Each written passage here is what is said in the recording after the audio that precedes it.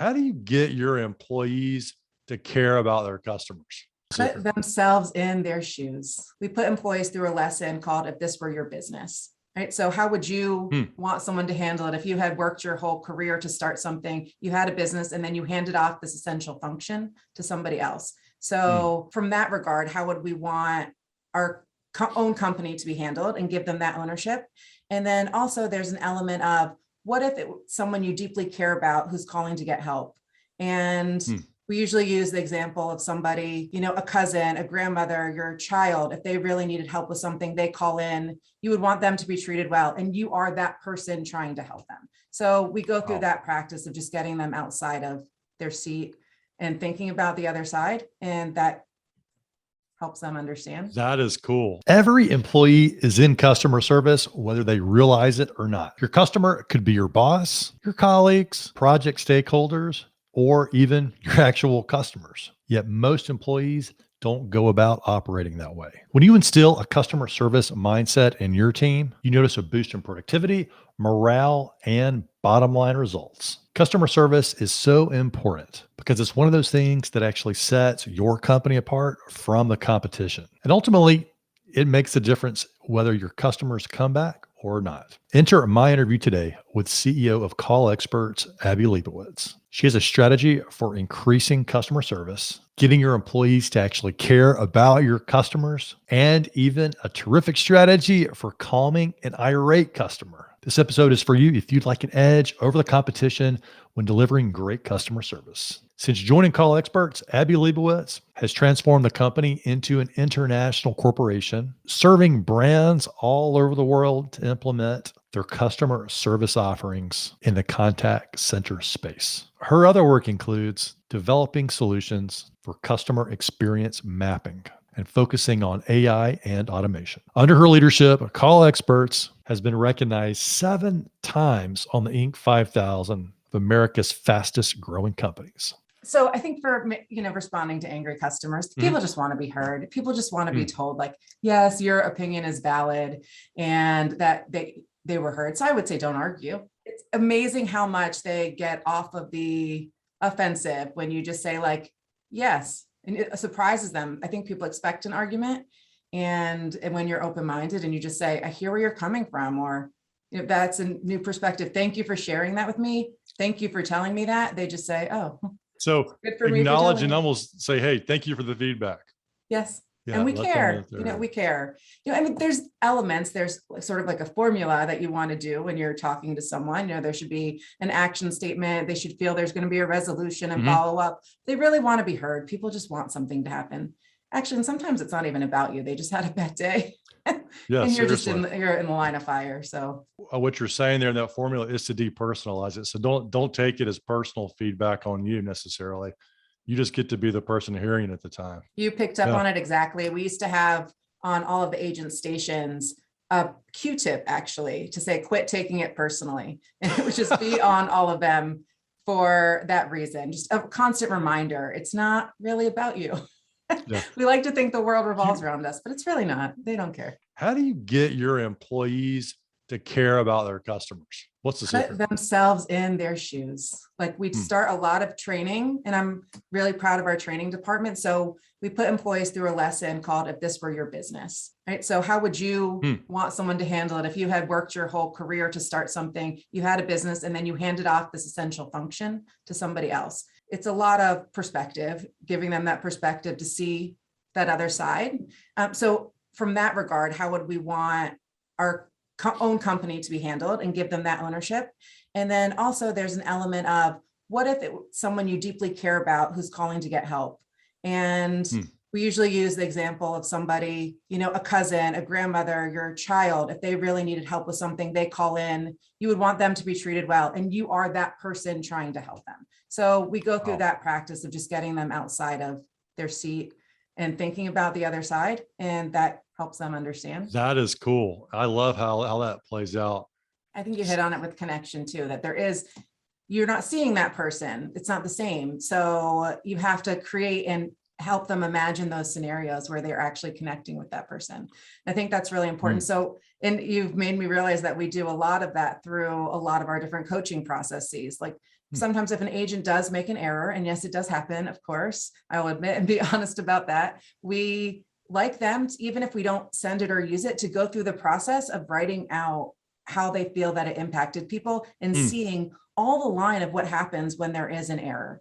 All the people that then have to get on board and start to fix it. Sometimes the final outcome of what could happen if you misroute a call. So we take them through that whole process as a learning experience. If you just say like, hey, you did this, do better, they don't kind of personalize and they don't have that emotion. So connecting emotion to information, that'll help them retain it longer. And then walking them through seeing the impact of one small thing and hoping that that helps them not make that same mistake. Yeah, I love that. Actors often make great call center employees or something along those lines. Do you find that to be true? If you did say that, or if you didn't, do you find that to be true? If you're an actor, actress, you are in the practice of putting yourself in someone else's shoes. And I think that, again, is empathy. So to be able to do that and to be able to turn that on and off can be really useful.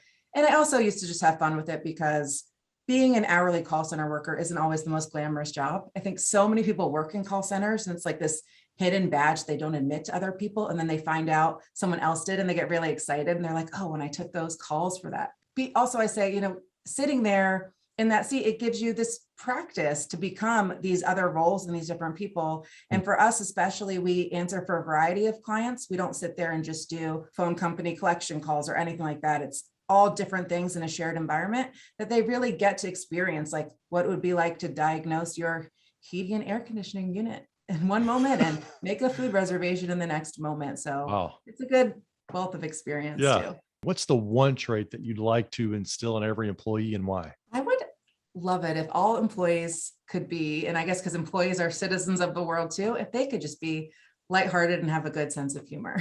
Let's frame it this way. So you walk in tomorrow to your office, everyone is suddenly lighthearted, has a sense of humor. How do things look different? There's some things in life, of course, inevitably, some things are life and death, but most things are not, right? So feedback can be helpful. They don't have to fight it tooth and nail. Mistakes can be your best lessons. Enjoy your journey, and that opens up everything around you. People are happier to be around you, and I say it in almost a comical way, probably to be lighthearted and have a sense of humor, but it really is about personal responsibility and not taking things too seriously. Don't sit there and wait for other people to create meaning for you. Have fun along the way. Know that nothing's the end of the world, really, except the actual end of the world. Because you want to be able to give employees feedback when they don't see it that way. There's this tension, this like pushback against anything you're doing with them. Immediately they go into, what did I do wrong? What else do they need from me? Oh, this is stupid. I don't understand. All of that happens when they're just taking everything too seriously. You want them to look at that and say, hey, it's not personal. I probably don't know everything going on here. Trust we have a good reason for doing it. Ask the right questions and just let's move on and keep going. There's a lot of stucks that don't need to happen if people didn't take things so seriously. Man, I love that. And I felt like early in my career, everything was at stake. All of these things, this annual review, this project, it seemed like I was treating everything like it was a Super Bowl. And I was uptight about it. It reminds me of another Charleston, not native Charleston, but someone who lives in Charleston now, Bill Murray, a comedian, who said something like, someone asked him a similar question to what I just asked you about, life lessons. And he said, it's that you can do everything in a very relaxed way and be successful. And man, if we can harness that for ourselves, we can be an example for others, our teams, our families. Any mechanism or mantra, what do you do to remind yourself when things do seem stressful? I'm so glad you asked. I've been thinking about this lately, like thinking through it's almost, we talked briefly about, having to balance parenting and working. So, there's this thought about children, like they will be who you tell them they are, right? Like as a kid, if you say to them, they can do things, they can do anything, they start to internalize that. And I realized there's probably a similarity with the team too. And I realized I keep telling them or apologizing lately that I'm sorry, things are hard. I'm sorry, COVID has been stressful. I always want to show empathy, but maybe I shouldn't say that, right? Because they could be saying like, yeah, it is really hard. It's really stressful. But the truth is most of them have a better work-life balance now. They don't have a commute, right? Because most of our employees are remote now. To sum that up, I think it's that I am the one bringing the energy to the room, and I can actually be the energy and influence the energy in the room instead of kind of taking it all in, dissecting it and sending it back. I just need to hold it and bring it. And they're really taking a lot of their cues from me. So I think there's that, just realizing what influence you have. This is true. And sometimes So, it's a great thing and sometimes it's not. That's great. Yeah. Or like my daughter, I'll say something and she maybe not do it or do it exactly the way that I'd imagine. But if I do it, she's much more likely to emulate what I do or say. yeah. My dad used to say that to my sister and me. He would always just say something, then forget and say, "Oh, I forget your little sponges in the back there. You're Just absorbing everything. it all." So, Yeah. and I think we do more of what we see even than what people are saying to us. So Yeah. leading by that example. And Yeah, it's a great call to action for all of us, whether we're leading a team or, or a company, or just even if we're just trying to be a great team member, we can always be influential in some positive way. What is your advice for leaders who are thinking about turnover, maybe just in general from the turnover that you've seen? And do you think this is a cost that organizations should be tracking? I absolutely think organizations should be tracking the cost of turnover. And I do think that a lot of times it might be that different parts of an organization are siloed, so they don't realize that turnover is having the impacts that it is, right? So I think it's also about bringing the different teams together and knowing down the line what problems turnover is causing, because you want to track the costs, but you might not actually be tracking the costs. So you don't realize they're as high as they are. I think there's a difference in different types of positions too. So fortunately, I've had the experience to see what turnover is like with an hourly entry-level position. And then there could be turnover on a higher level of people who are part of your organizational strategy and maybe on your executive team. And I do think there are differences. And there are some scenarios where I think turnover can be positive because you definitely want fresh ideas in.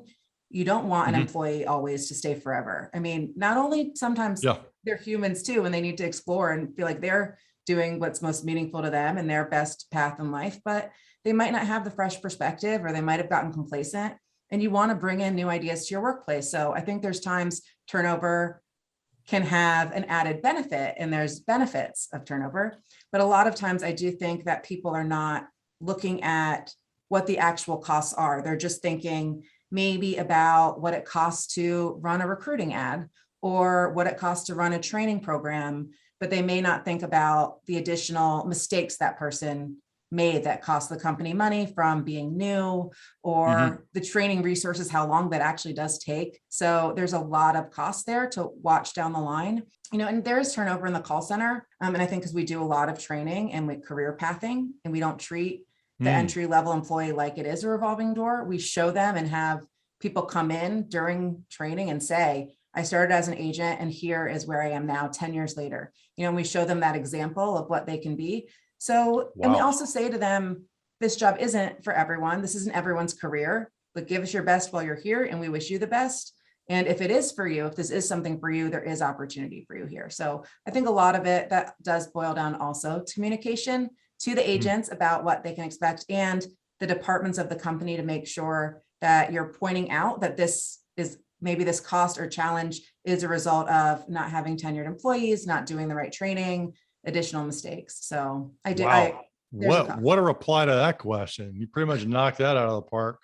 One of the things that you said that I really loved was like, hey, look, you're talking about the cost of turnover in your own group, but when someone turns over in one group, maybe you're not capturing the cost of the downstream effects. And I liked your approach of getting the groups together to look at turnover versus maybe a leader just looking at it in a vacuum for their team, which is really an incomplete picture. Yeah. Things change. I know when I was first in the industry, I would have really tough leaders look at me and say, like, just remember, be slow to hire, quick to fire. And I was actually just thinking about that one recently. I just don't know if I agree. Well, I can't think of a time where our organization wasn't better as a result of losing someone. And I don't know if a lot of leaders feel that way, or we've just been lucky to be an organization that's constantly self-reflecting and growing. So we're just getting better all the time. So we don't look as that one employee as having held us back. So while, I've never regretted losing the people that we've lost, a lot of times people get fired for what's a miscommunication, and think about all that wasted time and energy. So fire someone and say like, oh, they're just being lazy, or they didn't complete the assignment. It could be something as simple as when you read the email about the assignment, it never said what to do, right? And you get fired for things like that when you have that attitude. and think about all the wasted training just because you wanted to be all tough about it. So I would say get your ego in check and make sure that even if you are, don't be too quick to fire, look for the misunderstanding first, because it can be such a drain on resources as well. Yeah, and it sounds like you're able, you've really established a culture of a team identity. And I love the fact that you've really taken career pathing seriously. And I think that's got to be a big gap in your industry. And it sounds like you're really taking the bull by the horns to provide that, and you're seeing the result of it.